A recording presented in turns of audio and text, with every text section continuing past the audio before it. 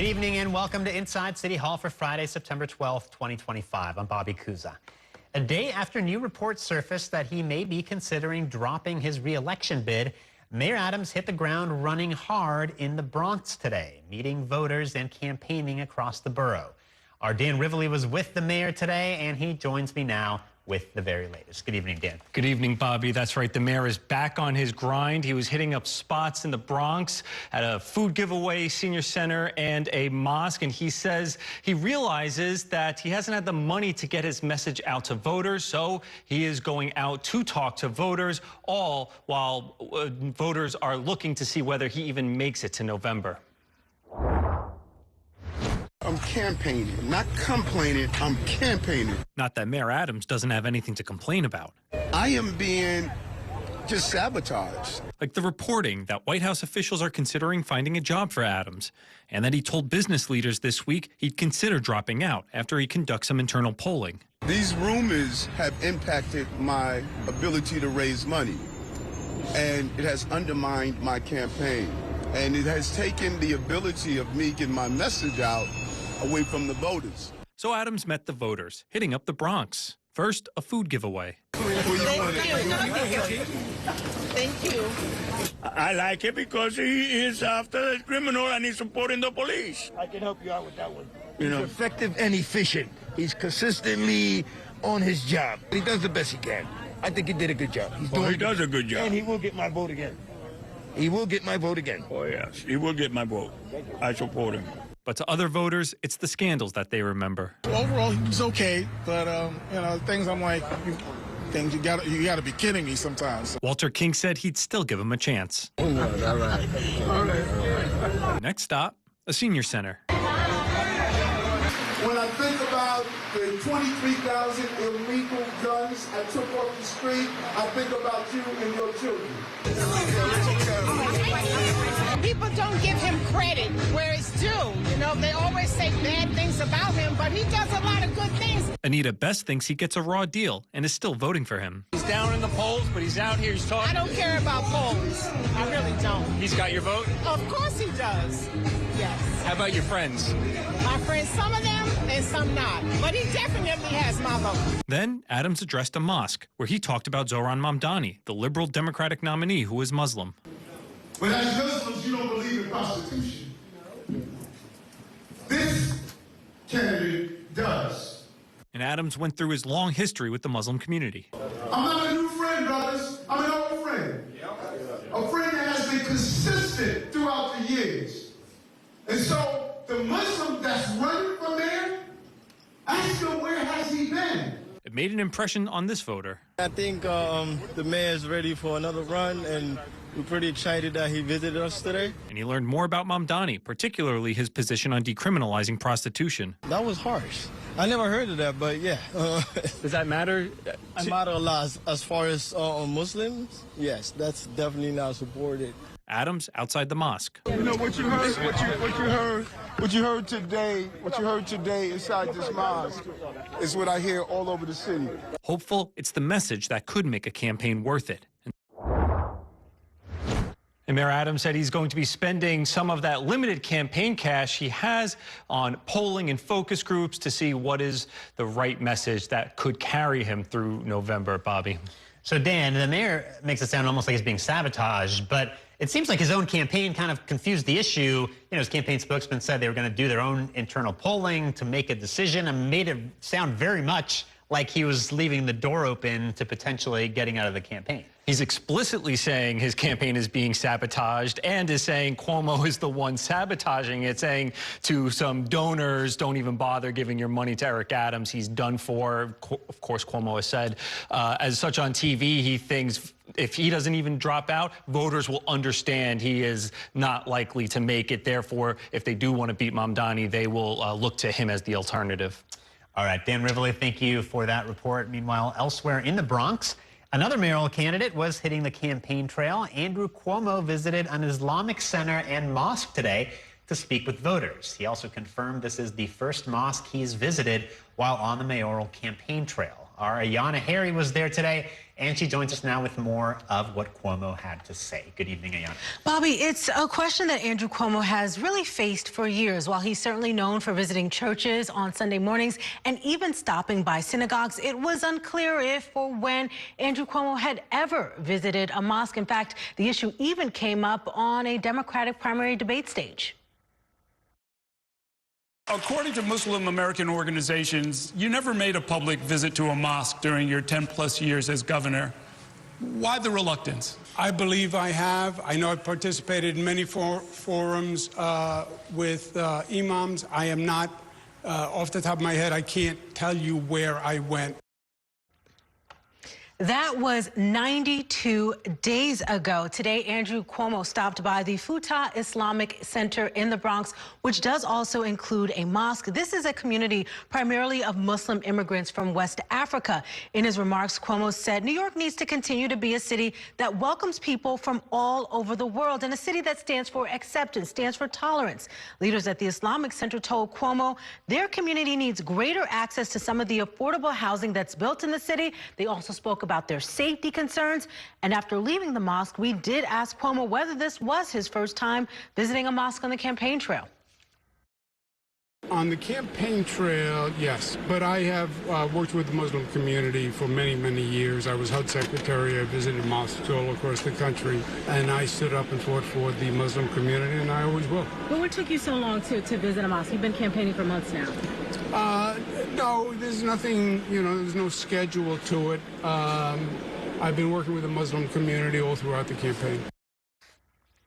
And we learned that Andrew Cuomo was invited to visit the Futa Islamic Center, and that's what led to that visit. And earlier in the day, the former governor spent some time in Flatbush, Brooklyn. He met with about 15 community and religious leaders in a closed-door meeting. And during that time, they spoke about affordability. They spoke about crime. Afterwards, Andrew Cuomo briefed reporters, and he was very quick to go after Zohran Mamdani and a recent New York Times article in which Mamdani said he wants to apologize for calling the NYPD racist back in 2020.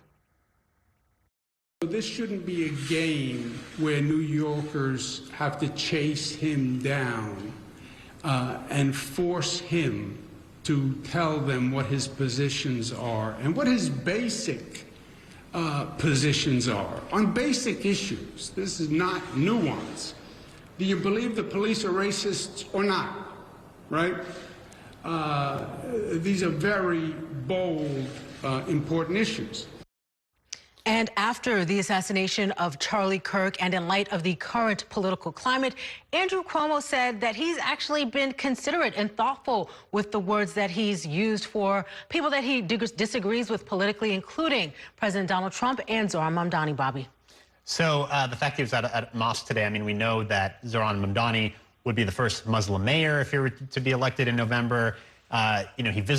Mamdani visited a lot of mosques during the primary campaign. Yes, he seemed to, have really done a lot to win support in that community. I mean, is there any sense that maybe Andrew Cuomo is trying to eat into that support, or yes. I mean, what did this feel like? Yeah, it's interesting that both Andrew Cuomo and Mayor Eric Adams, both campaigning at mosques in the Bronx today, there was a pretty warm reception for Andrew Cuomo today in the Bronx at Futa Islamic Center on 3rd Avenue. And one man in particular spoke with me. He works for the MTA, and he felt that Andrew Cuomo's leadership and the way that the MTA was run when Andrew Cuomo was governor, he liked it. He felt that Cuomo was a strong leader, and he was hoping to see him back in office now, this time in City Hall. So both you guys were running all over town today chasing these candidates. I mean, it feels like we're at the height of campaign season, and Mayor Adams hasn't really done much of this, right? I mean, we don't see him bouncing from one campaign event to the other very often. Is usually holding official mayoral events. Did he give any indication that we're going to see more of this type of thing over these next couple of months? I think he is eager to get out and speak to voters. Now, of course, when we always press him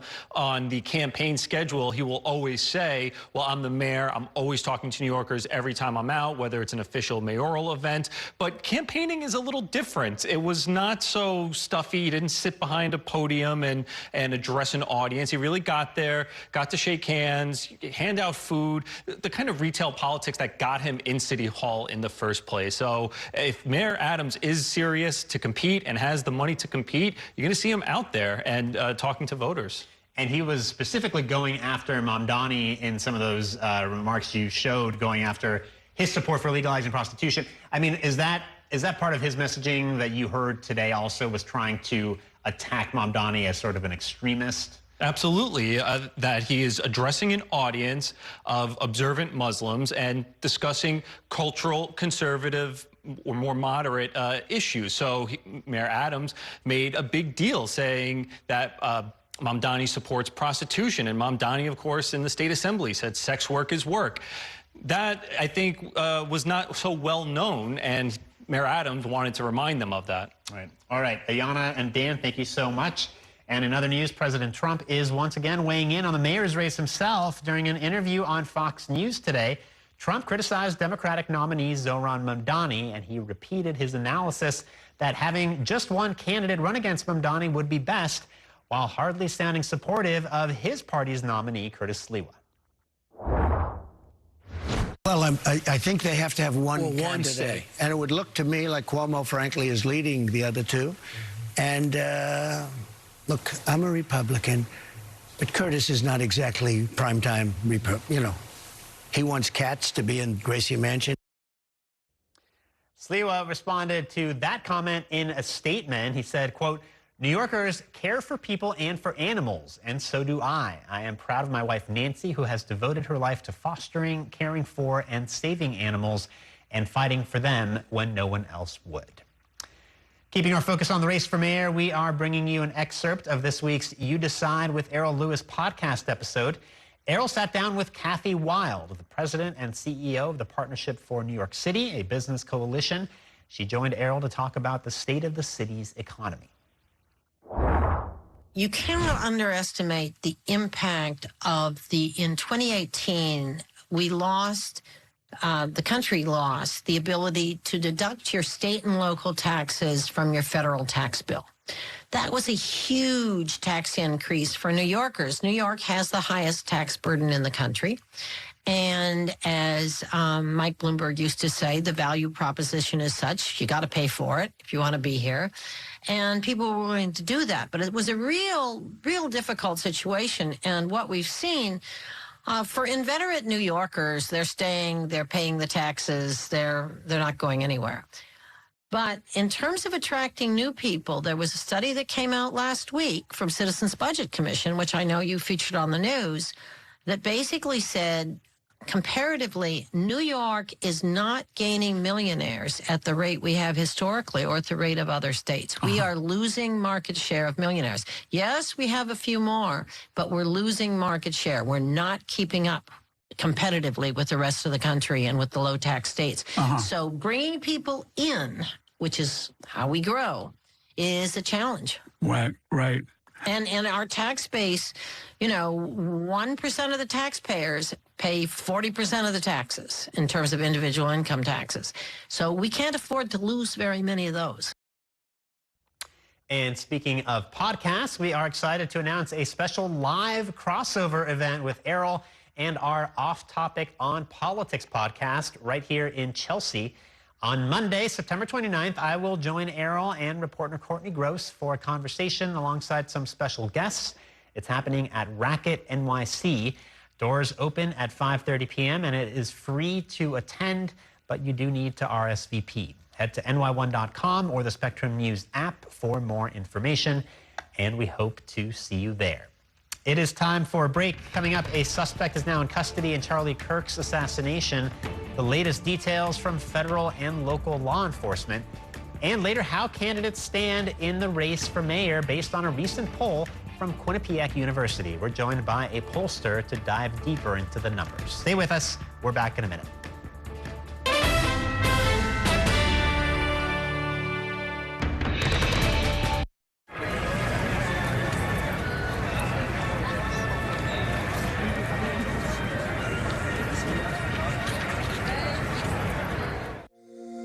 Every day tells a new story. At Mornings on One, we're dedicated to bringing you the stories that matter most to start your day. With in-depth coverage of the day's developing news. I'm Pat Kernan. Here are the stories we're following this morning. And weather updates every 10 minutes. Some morning sunshine possible, clouds take over. It's our responsibility to get you the information you need before you head out the door. Mornings on One. Weekdays starting at 6 on the Spectrum News app. Free for Spectrum customers. You want to wiggle the hips a little bit. Keep your left arm straight. Elbow in, head down. Adjust your grip. Visualize the approach.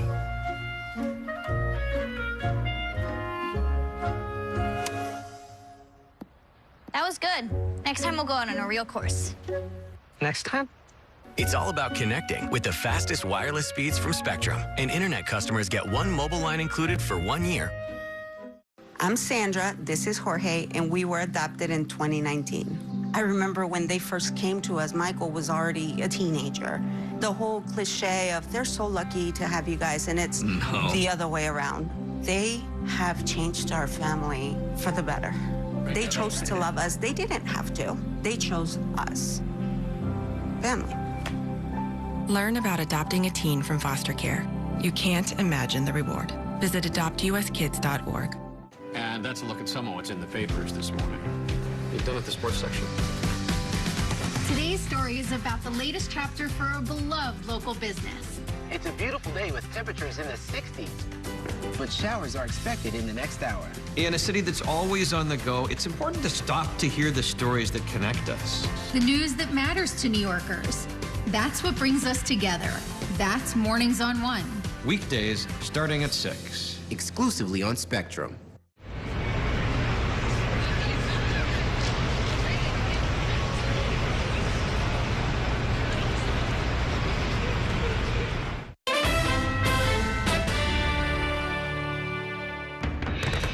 Welcome back to Inside City Hall. A suspect in the shooting death of conservative activist Charlie Kirk is behind bars. 22-year-old Tyler Robinson is being held in the Utah County Jail on suspicion of aggravated murder and other charges. Police say he acted alone. Daniel Grimes from our Washington, D.C. bureau has more on what we're learning about the suspect and what led to his arrest.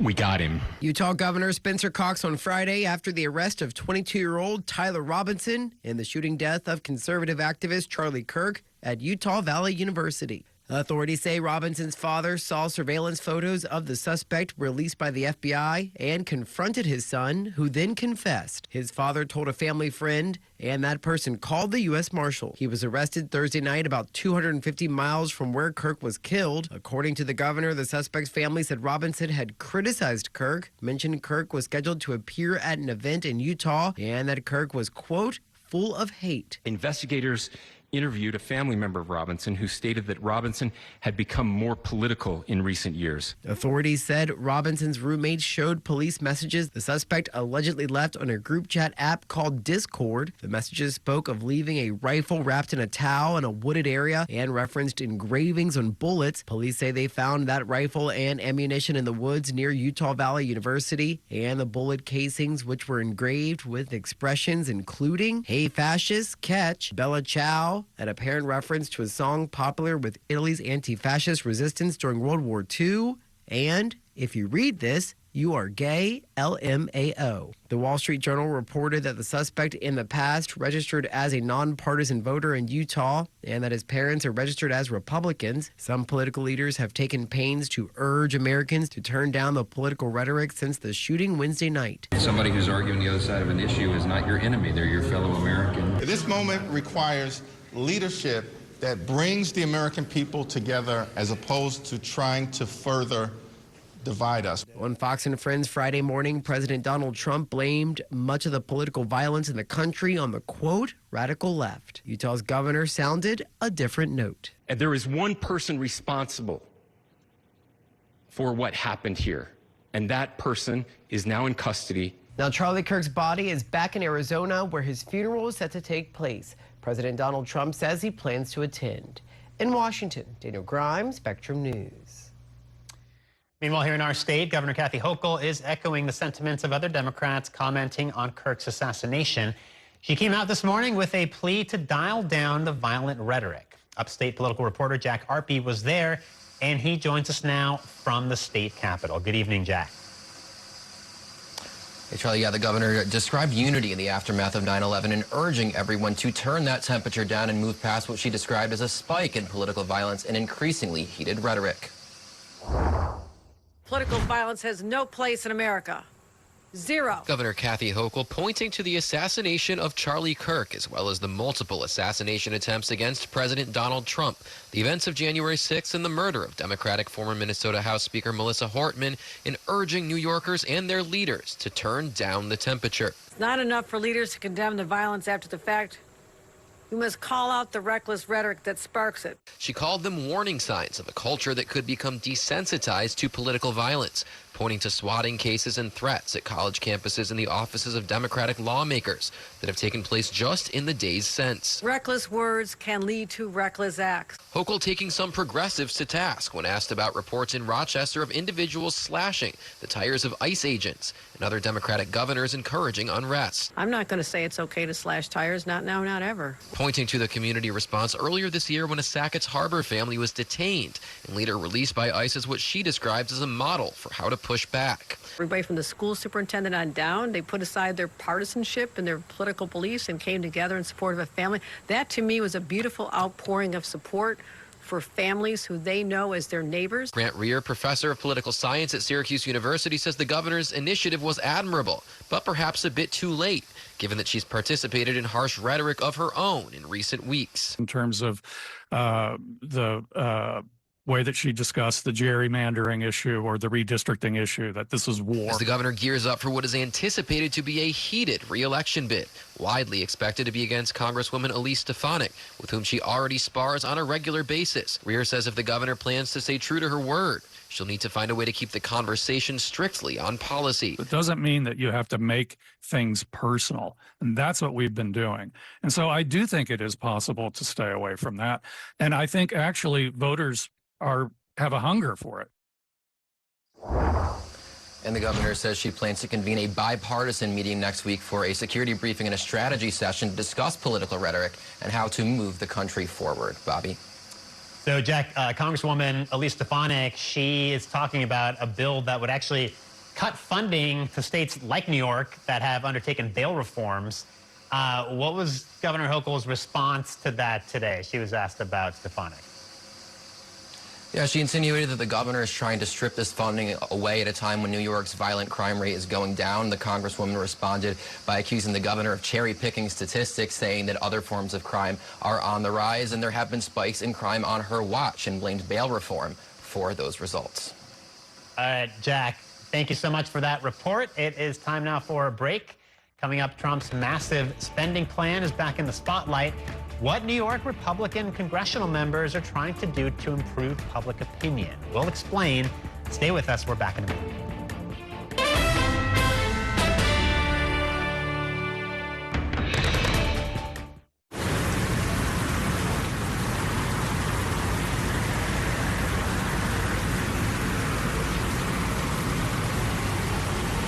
This election year is all about New York City. There are 51 council seats up for grabs, races for our next city comptroller and the next public advocate. Plus, an unprecedented race for mayor. That puts the power in your hands to decide who will run our city. Our team of political experts will be covering every angle of this election to keep you informed on how it could affect you, so you can feel confident with your decision at the polls. Stay with Spectrum News New York 1 for Decision 2025, exclusively on Spectrum. Okay, why Lucas should have a phone.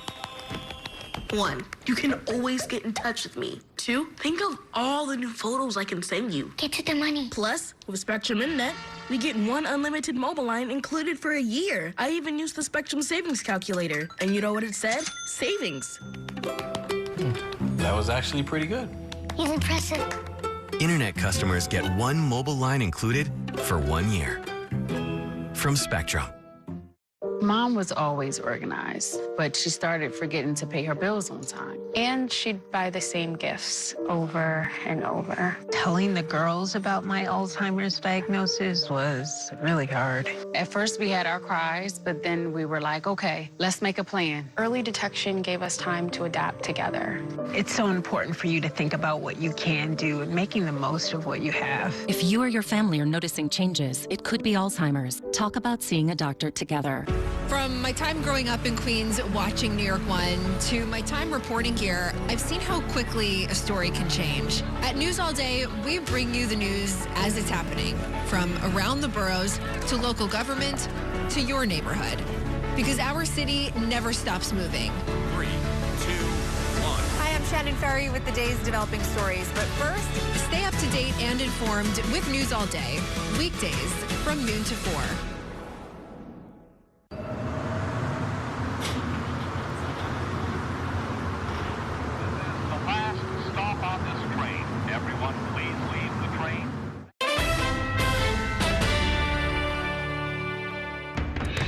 Welcome back to Inside City Hall. New York Republican Congress members in competitive seats are looking to regain control of the narrative around President Donald Trump's massive spending plan, highlighting what they see as winning provisions of the law.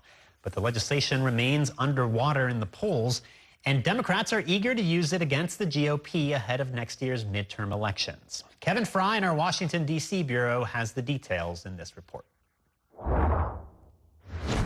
We strengthen the Medicaid program, making sure it's always there for seniors, children, the disabled, and those who need it most.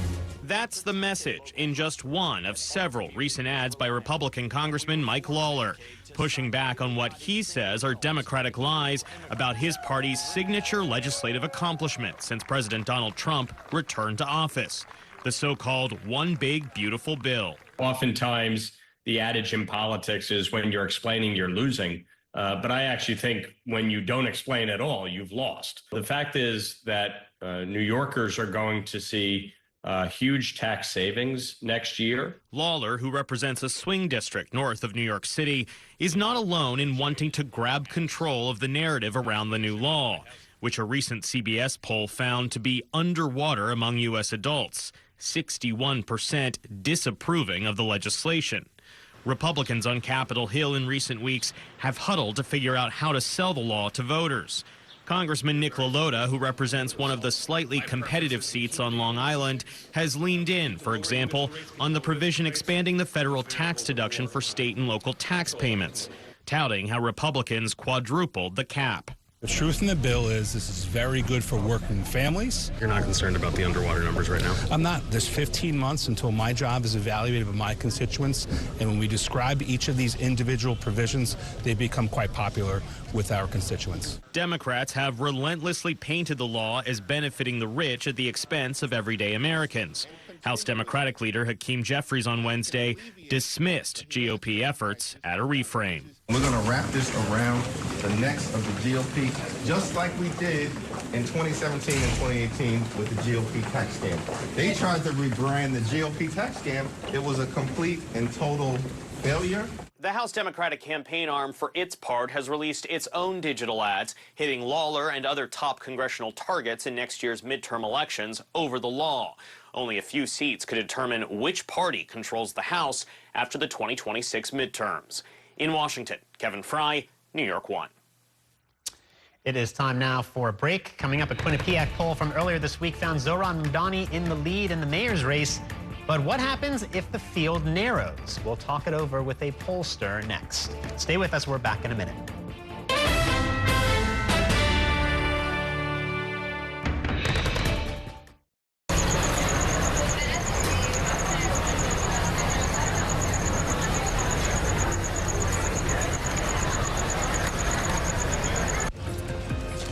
My time at New York One has shown me that in the city that never sleeps, the news never stops. So as the day winds down, turn to the rush hour. Good afternoon, I'm Monica Kirk. To catch up on the stories that matter across the 5 boroughs, with in-depth interviews from the city's newsmakers, plus the latest forecast. Catching you up with today, preparing you for tomorrow. Right here on the Rush Hour. Weekdays from 4 to 7 p.m. Watch this.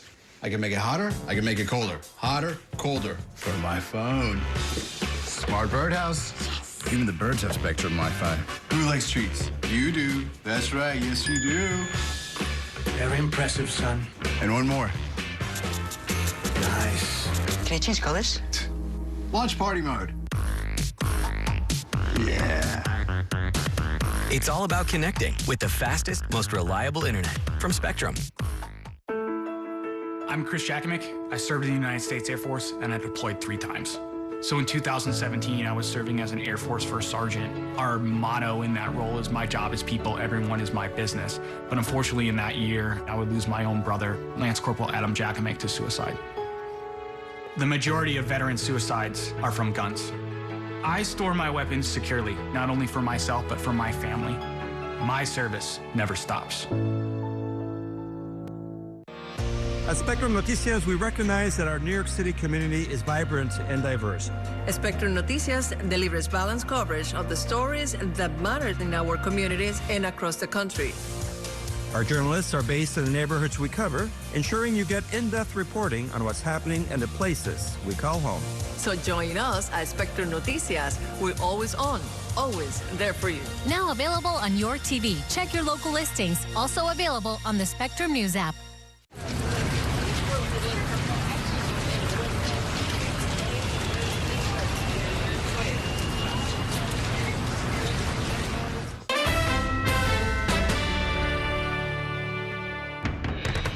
Welcome back to Inside City Hall. A Quinnipiac University poll released this week finds Zohran Mamdani has a commanding lead in the race for mayor.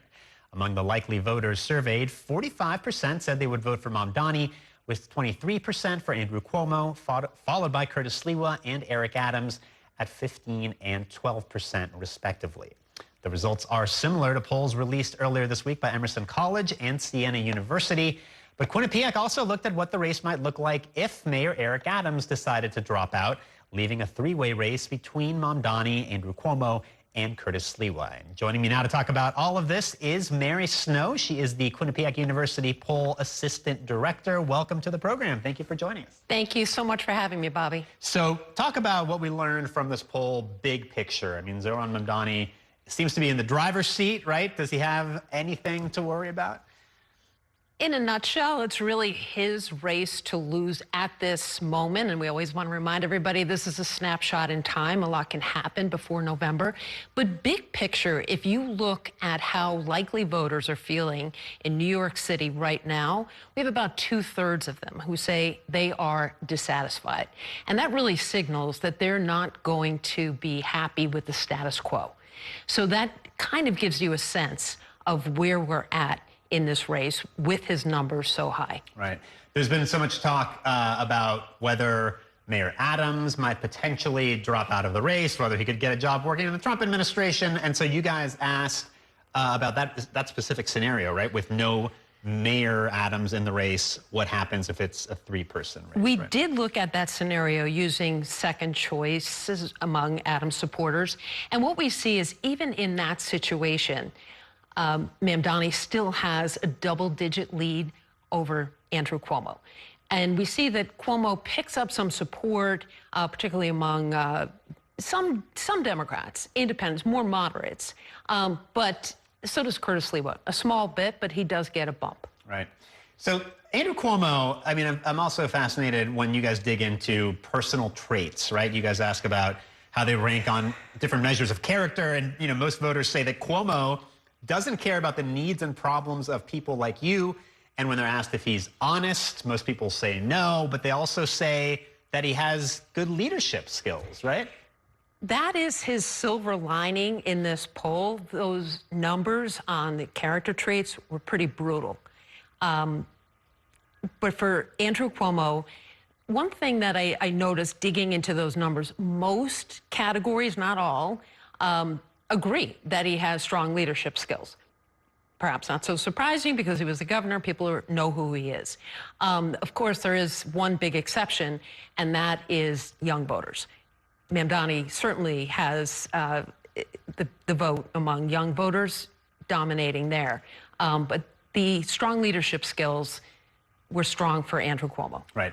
But also, I mean, that all adds up to high unfavorabilities, right? I mean, Mamdani has high favorabilities. All the other candidates are in negative territory, right? They have higher unfavorables than they have favorables. And not the most liked group on the ballot this year. Yes, Mamdani does have a positive score.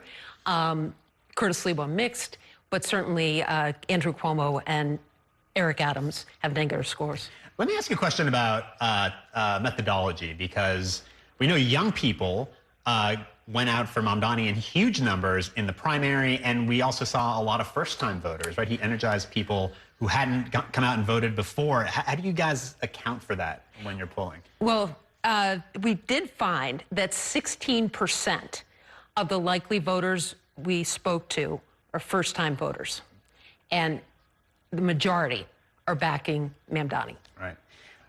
As far as policy proposals, you guys asked specifically about increasing taxes on the wealthy, which is one of, a big part of Mamdani's platform.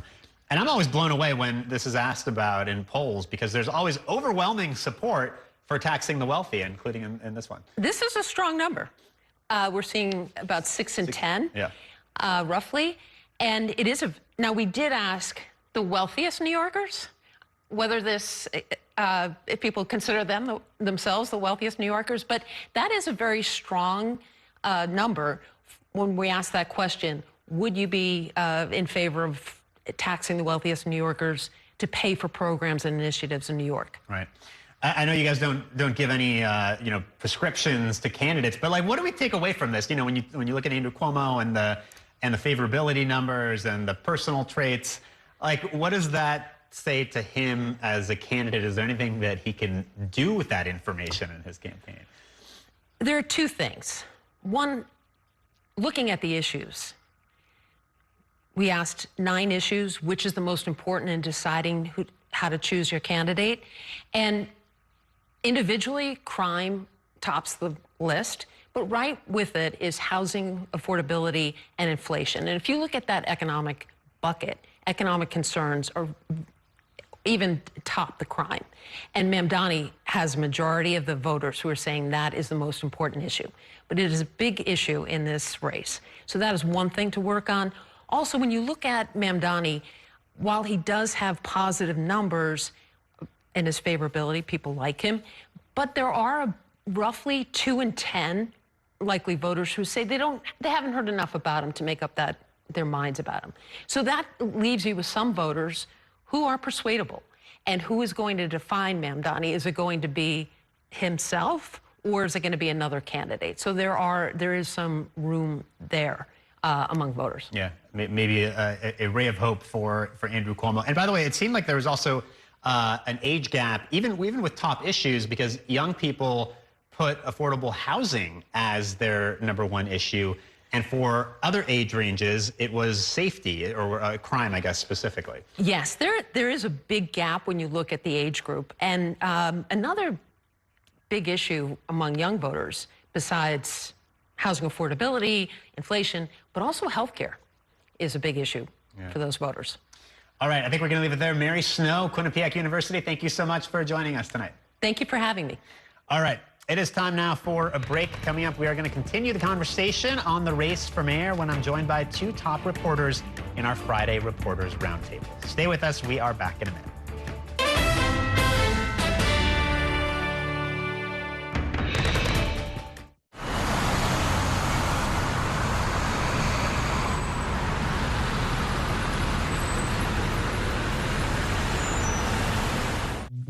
If it's the theater you love, then we've got just the ticket.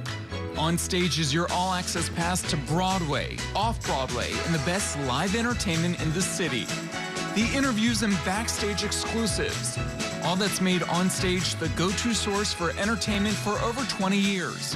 Join us every Saturday and Sunday at 7:30 p.m. for On Stage. Also available on the Spectrum News app. I'll see you at the theater. Exclusively on Spectrum. Your entertainment the way you want it. With Spectrum TV, all these streaming apps are included at no extra cost. So you can watch anything.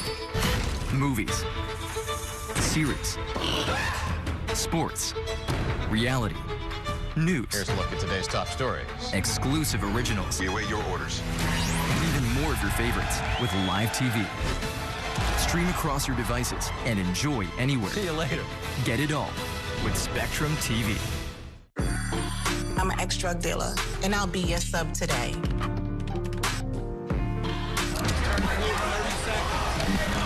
Two milligrams of fentanyl can be lethal.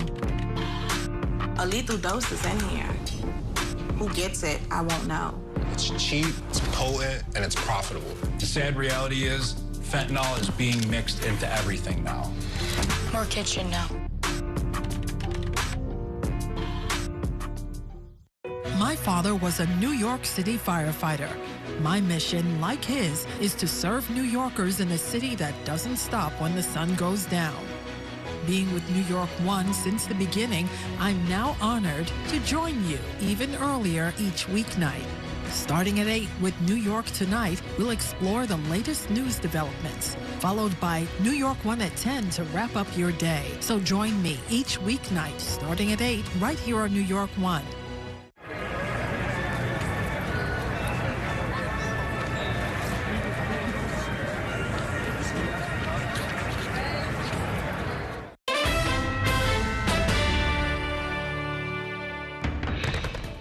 So much of this is a distraction from the struggle at hand for New Yorkers. I'm not going anywhere. I'm in the race until the end. The Republicans want Mayor Mamdani. I can't quite imagine Andrew Cuomo working with Tish James and Kathy Hochul. We're going to continue to do our part, but let's never allow the federal government to move away from their responsibility. I find it hard to understand how the major Democratic leaders in New York State are not supporting the Democratic candidate. We should never be in a position where we're talking about a communist. He wants to change New York. He wants to change America.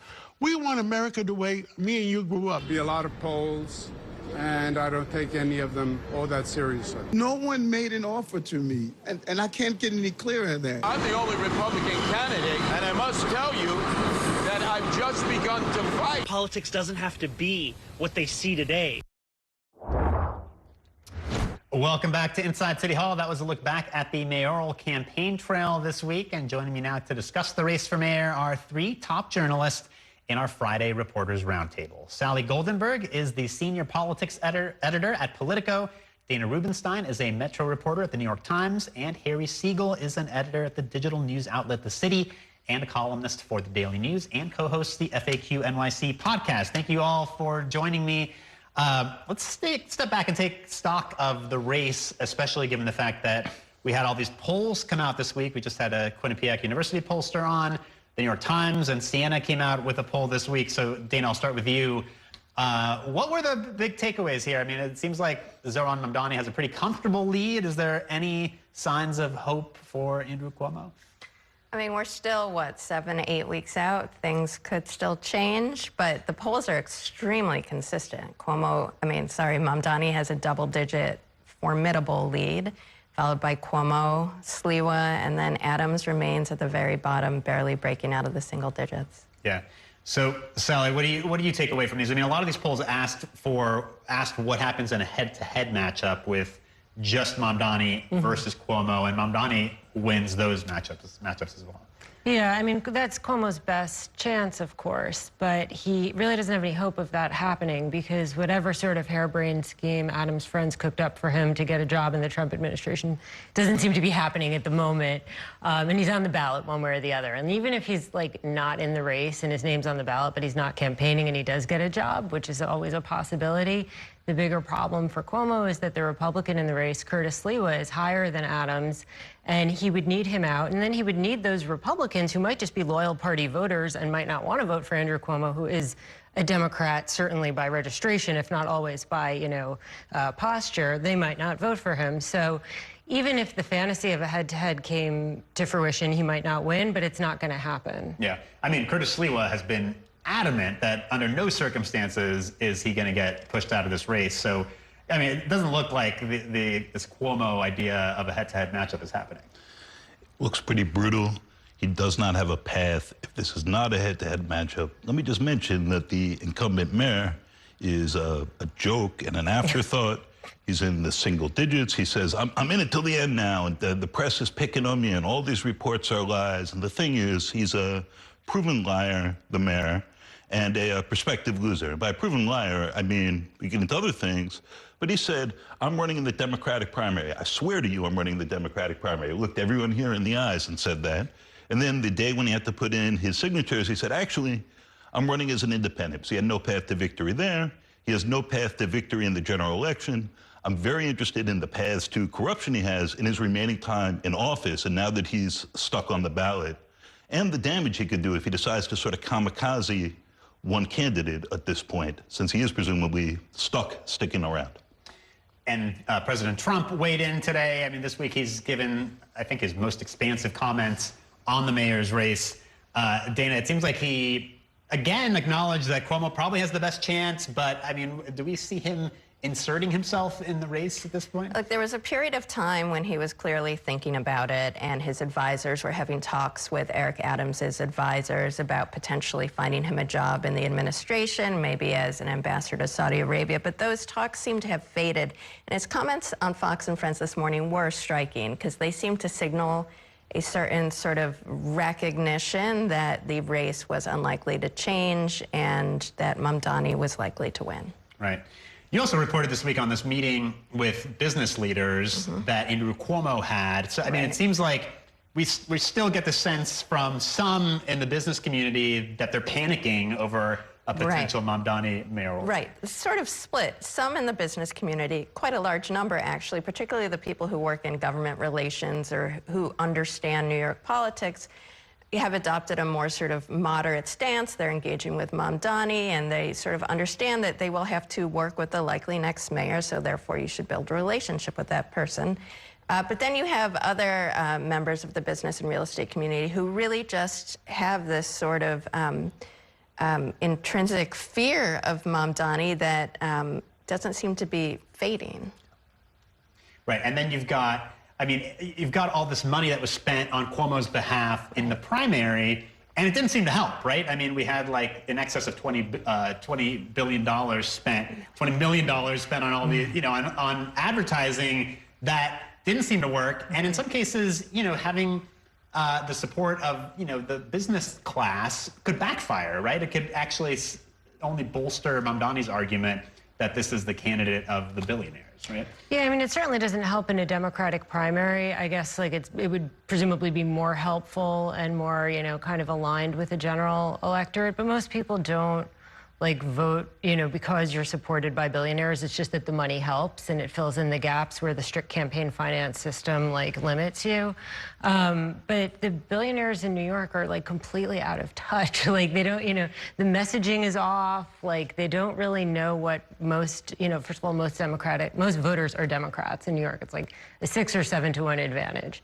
And I don't think the people who are independents are independents because they really want to hear from billionaires. So it's not like, in and of itself, a particularly good message. They demonize him in, like, almost like a cartoonish way. Like, there's definitely, like, valid arguments to make against Mamdani about lack of experience and other ideological things. But I think the arguments they're making are not working. And yeah, the super PAC for Andrew Cuomo spent $25 million and he lost by what, 10, 12 points, I think, in the final round. And, you know, they were saying, I think it was in Dana's story, like, now we're gonna, like, start spending. And it's like, you just, like, the money isn't working. Yeah. Because the message isn't there. All right, you guys hold it right there. We're gonna take a quick break. I will have more with these reporters when we return in just a minute. Stay with us.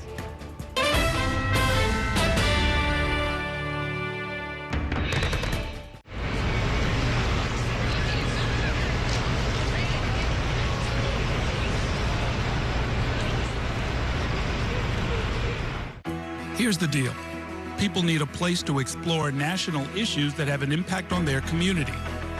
To understand those issues better, we're bringing together our team of local political journalists from across the country to break down what's happening. So join us every week to catch up on the key stories making a big difference across the nation and in your local community. Watch The Big Deal with Errol Lewis Friday nights at 9 on Spectrum News New York 1. Available on all of your favorite devices exclusively on Spectrum. My name is Gail, and we are in my showroom for Florist Fire Design House. Getting Spectrum set up for my business was extremely smooth. They had it set up within an hour, and I was online and ready to go and run my business. Spectrum helps me stay online. You know, I have to be able to be online at 5 a.m. when the market's open. Without Spectrum, it wouldn't be possible. Get up to 4 months free when you bundle award-winning internet. Visit spectrum.com/business to learn more.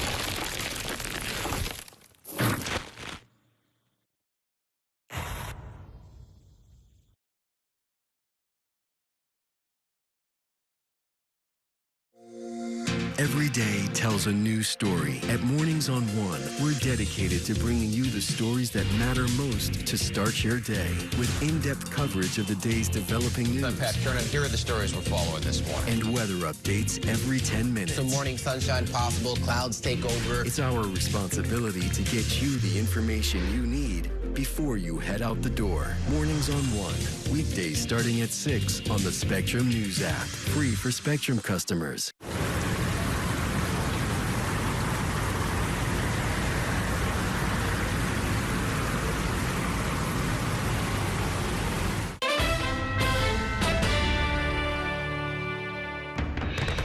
Welcome back to Inside City Hall. I'm once again joined by my reporters roundtable, Sally Goldenberg of Politico, Dana Rubenstein of the New York Times, and Harry Siegel of The City. So, Harry, let me start with you. Trump today on that Fox News interview took a shot at Curtis Sliwa. He said he's not ready for prime time and he wants to have cats in Gracie Mansion. Is that a true or false statement? Well, it's true that Trump said that. It's true that Curtis has a lot of rescue cats. He says they're the answer to the rats. It's sort of hilarious because he is way ahead of Eric Adams, the incumbent mayor who Trump did the nice favor to and got him off on the criminal charges. But I just say, anytime cats come up in our elections, it's a good thing for my entertainment. The last great cat story I remember was when Joe was running for mayor. And he said, well, yeah, if the cat's on the train track, you have to run over the cat. And then Anthony Weiner said he would not, and the Post had a remarkable obscene cover about that. But it was pretty great, and I'm glad to have cats back in the race. Right. I mean, he is the candidate of animal rights, so he's angling for that vote. Circling back to Eric Adams, you know, last Friday was when he had this press conference outside Gracie Mansion. He was defiant, said, you know, it sounded, you know, like he was definitely staying in the race. Then this week, all of a sudden, he says he's going to conduct independent polling.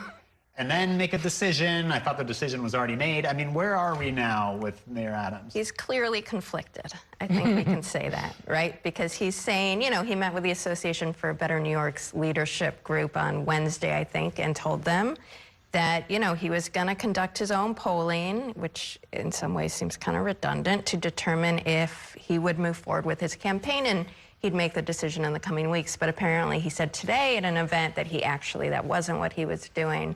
So he's a little bit all over the place in a way that suggests that he you know, is conflicted. Yeah, I mean, Sal, you touched on this before, but what do you think is, it's hard to divine what's happening in Eric Adams' mind because, you know, from one week to the next, the message seems to change.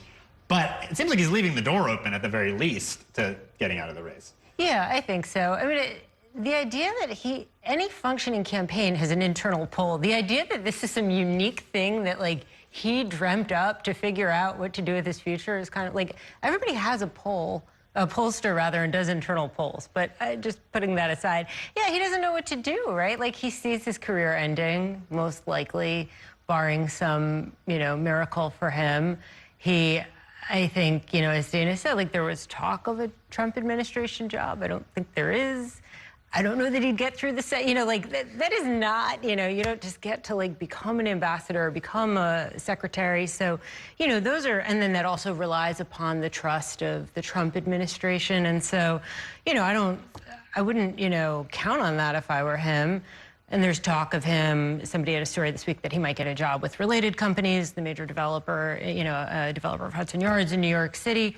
But like, he doesn't necessarily, and like, you can always do a political governmental job, but he doesn't necessarily have like a skill set that is aligned with working at a major development agency. And so I think he sees his options, you know, his options winnowing, and he's a little bit understandably panicked about that. And, you know, just kind of like not, you know, he's like kind of figuring it out and like doesn't know what to do. Yeah. But the other thing I think he's aware of is that his leverage is diminishing by the day, right? Like, people want him out of the race, but they want him out of the race yesterday, right? Right. So if Mayor Adams doesn't drop his campaign, and we've seen Curtis Sliwa is pretty adamant that he's not getting out of the campaign either, you know, it doesn't seem like it's going to materialize for Andrew Cuomo as a one-on-one race. But now he has this new line of argument. He says, well, it doesn't matter. The race is going to sort itself out. You know, people will see that there's really only two viable candidates. They're not going to waste their vote, and it'll just sort of naturally become a one-on-one race. Do you see that potentially happening? He's not quite as desperate and sweaty as Adams, but he has to say something, and it's ridiculous. Like, what we are looking at, Mr. Cuomo, Governor Cuomo, as he calls himself while running for mayor, and his staff calls him, is a mayor Mamdani, unless something very dramatic changes. And this vague 50% principle, this is the race you're in, right? You were in the ranked choice primary and you lost that, and now you're in the most votes wins race, and you're getting a lot fewer votes at this point. So I understand saying that as a framing thing, but it doesn't seem particularly relevant to anything. It's what you say to buy a little time and hope something external changes, and then you can say something else. Right. What about Zohran Mamdani? It seems like, you know, given the poll numbers, he seems to be, I don't want to say he's coasting at this point, but he's certainly in the driver's seat. And he, you know, he did this event this week where he called on FIFA to drop its plan for dynamic pricing for World Cup tickets so they'd be more affordable. He had this social media video where he's playing soccer. I mean, the breaks kind of seem to be going his way at this point. What do you think? Right, and I think he's being, or trying to be, very careful and, you know, thoughtful about the things he says so as to do nothing to damage the really sizable lead that he has. Although he has told, you know, the Times had a story about how he is, you know, kind of shifting his positioning when it comes to the NYPD and considering apologizing for some of his past comments. So, I mean, obviously he's moderating. Yeah, he's moderating, but, you know, he's doing so sort of very incrementally and very carefully. Yeah. All right, guys, we're going to leave it there. Sally Goldenberg, Dana Rubenstein, Harry Siegel, thank you all for joining me. And that is going to do it for tonight's show. Join us on Monday when our guests will include City Comptroller Brad Lander. And stay tuned for another episode of our weekly national political show, The Big Deal with Errol Lewis at 9 o'clock.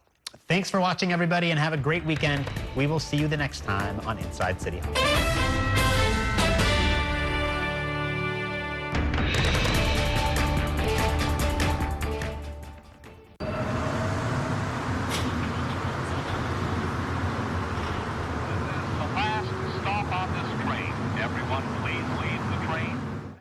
That's a look at some of what's in the papers this morning. You're done with the sports section. Today's story is about the latest chapter for a beloved local business. It's a beautiful day with temperatures in the 60s, but showers are expected in the next hour. In a city that's always on the go, it's important to stop to hear the stories that connect us. The news that matters to New Yorkers. That's what brings us together. That's Mornings on One. Weekdays starting at 6. Exclusively on Spectrum. My name is Gail, and we are in my showroom for Floor Spire Design House. We are a full production wedding and event company that focuses on florals. Getting Spectrum set up for my business was extremely smooth. They were here the same day, had it set up within an hour, and I was online and ready to go and run my business. You know, I have to be able to be online at 5 a.m. when the market's open. And if I'm contacting a merchant via email or placing an order online, without Spectrum, it wouldn't be possible. One more road. Spectrum is reliable, they're committed, they're fast, and they really take care of me as a business owner. Last year, when the really bad hurricane came through, our internet stayed the entire time. One of the businesses down the street, she was like, wait a minute, how are you still online? And I was like, Spectrum, baby. You gotta get Spectrum. Get award-winning internet for your business. Up to 4 months free when bundled. Visit spectrum.com/business to learn more.